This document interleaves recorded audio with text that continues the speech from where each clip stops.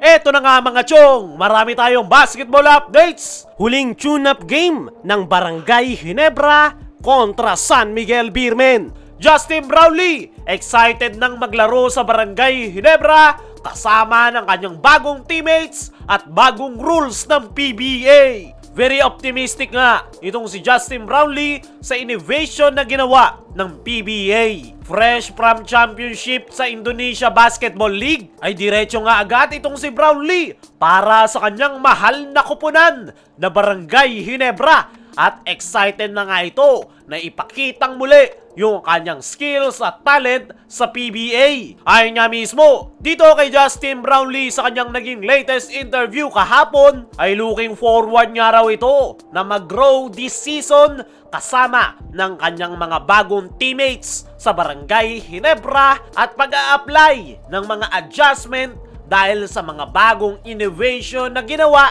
ng PBA. Wala ngang problema itong si Justin Brownlee sa mga bagong rules ngayon ng liga. Mas naging better at nag-grow daw ang PBA. Ang mga bagong rules nga na kinakailangang i-adjust nitong si Justin Brownlee ay itong controversial 4-point play from 27 feet. Alam naman natin mga chong na isa sa laro nitong si Justin Brownlee ay ang outside shooting at possible na maapektuhan yung kanyang decision making sa mga outside shots dahil meron siyang dalawang option, which is 3-point shot or 4-point shot. Isa pa sa bagong rule ng PBA ay ang pagkawala ng backboard violation. Pwede nang tumira sa likod ng backboard. At ang isa pang bagong rules ay ang 15-second leeway para sa mga bumagsak na players. Kailangan 15 seconds ka lang nakadapa para makaiwas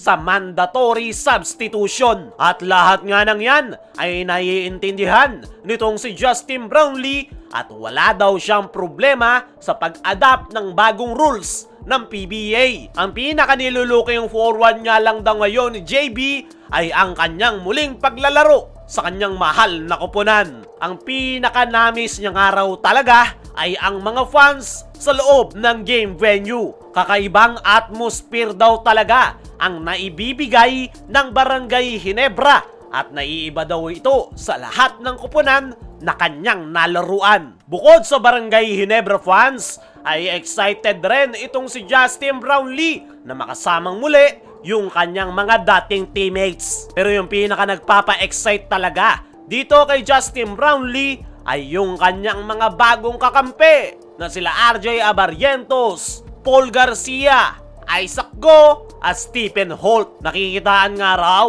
ni Justin Brownlee ng malaking potensyal yung mga nasabing Barangay Ginebra players. Sa practice pa nga lang daw nila ay nakikitaan niya na nga daw ang mga ito ng malaking potensyal. Kaya naman, excited itong si Justin Brownlee para sa kanilang magiging debut game. Dahil dyan daw talaga masusubukan kung ano yung naging resulta ng pagre-rebuild ng kanilang lineup. Para sa akin mga chong, ay huwag tayong mag-expect na agad na makapagpapakita ng magandang performance ang kupunan ni Coach Tim Cone dahil nag-a-adjust pa nga yung mga bagong players at ongoing pa nga yung kanilang pagbubuo ng kanilang solid team chemistry. At yan nga yung kanilang focus sa kanilang team practice. At speaking of practice ng Barangay Ginebra, ay nagkaroon pa nga ng huling tune-up game ang kupunan ni Coach Tim Cone kontra sa kanilang sister team na San Miguel Beermen. Bago nga tuluyang magsimula ang pagbubukas ng panibagong season ng PBA kahapon, ay nagkaroon pa nga ng huling tune-up game ang Barangay Ginebra kontra naman dito sa San Miguel Beermen. Wala nga si Coach Tim para sa Barangay Ginebra dahil kasalukuyan pa rin itong nasa labas ng bansa at ang humawak nga sa kanyang kupunan ay si Coach Richard Del Rosario. Sa huling tune-up game na yan ng Barangay Ginebra kontra San Miguel Beermen ay mas naging better na nga yung performance ng Barangay Ginebra dahil nitong mga nakaraan nilang tune-up game kontra Blackwater, TNT at Northport Batampier ay kitang-kita nga na kulang pa sila sa practice at nangangapa pa yung mga bagong players. Pero dito, sa kanilang huling tune-up game kontra San Miguel, ay napakalaki nga ng in-improve ng kanilang laro. Mas gumanda na yung flow ng kanilang opensa at ito nga si Justin Brownlee ang pinaka nag-step up sa lahat.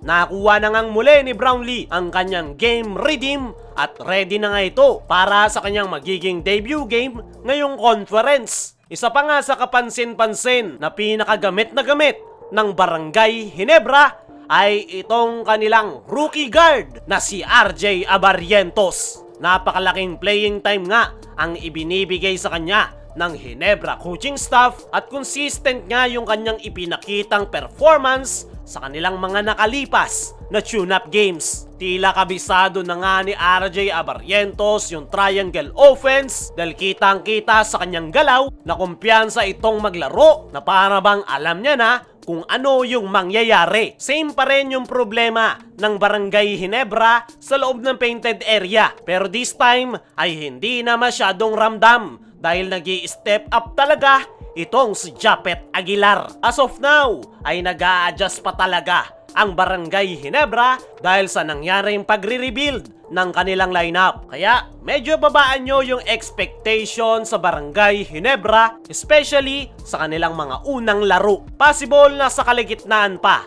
ng Governor's Cup bago natin makita yung full potential ng nasabing koponan. Dahil gaya ng sabi natin kanina, nag-a-adjust pa sila. Kayo mga chong, ano ang masasabi nyo sa Barangay Ginebra? I-comment mo lang dyan sa ibaba.